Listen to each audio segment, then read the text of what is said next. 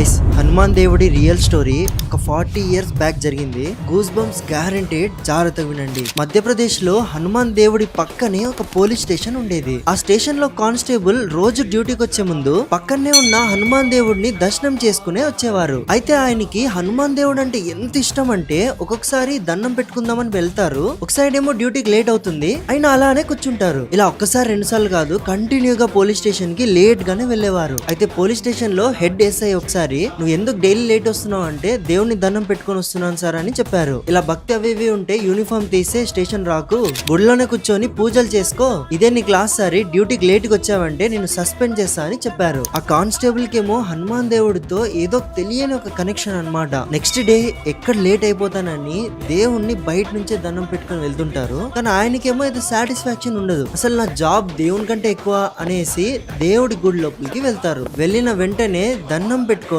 మరీ ధ్యానం చేయడానికి వెళ్ళిపోతారు. చూస్తే ప్రతిరోజు 4 గంటలు లేట్ అయ్యేది, ఈసారి 8 గంటలు లేట్ అయింది. కానిస్టేబుల్ వెంటనే మెలకువ వచ్చి, ఏంది ఇంత లేట్ అయిపోయింది, ఈ రోజు లాస్ట్ వార్నింగ్ కదా, ఇంత లేట్ చేశారంటే హనుమాన్ దేవుడికే నేను జాబ్ చేయడం ఇష్టం లేదు అనేసి అనుకుంటారు. వాళ్ళే నన్ను తీసేసేది, నేనే వెళ్ళి జాబ్ చేయను అనేసి చెప్పడానికి స్టేషన్ వెళ్తారు. స్టేషన్ కి వెళ్ళి నేను రిజైన్ చేయాలనుకుంటున్నాను, నేను ఇక జాబ్ చేయలేను అని చెప్తారు. చెప్తే అదేంది, నువ్వు ఈ రోజు టైం కే వచ్చావు, నువ్వు ఈ రోజు మనం ఎప్పటి నుంచో పట్టుకోవాలనుకున్న దొంగను పట్టుకొని చితక్ కొట్టేశావు, మేము ఎంత ఆపుతున్నాం నువ్వు ఆపకుండా అతన్ని కొడుతూ కొడుతూ ముక్కులోంచి రక్తం కారేలా చేశావు, అసలు ఈ రోజు ఎంత ఫాస్ట్ పరిగెత్తావో తెలుసా అని ఆ ఎస్ఐ ఈ కానిస్టేబుల్ ని పొగుడుతున్నారు. లిటరల్ గా అప్పుడు ఆ కానిస్టేబుల్ కి బాడీ మొత్తం షేక్ అయిపోయింది. సార్ ఏం మాట్లాడుతున్నారు, నేను ఆ గుడిలో నుంచి దర్శనం చేసుకుని ఇప్పుడే వచ్చాను, నేను 8 గంటలు లేట్ అయ్యాను అంటే స్టేషన్ లో ఉన్న ప్రతి ఒక్క పోలీస్ షాక్ అయిపోయారు. వెంటనే పక్కనున్న హనుమాన్ దేవుడి గుడికి వెళ్లి ప్రతి ఒక్కరు దండం చేసుకున్నారు. ఈ రోజు మనతో పాటు వచ్చింది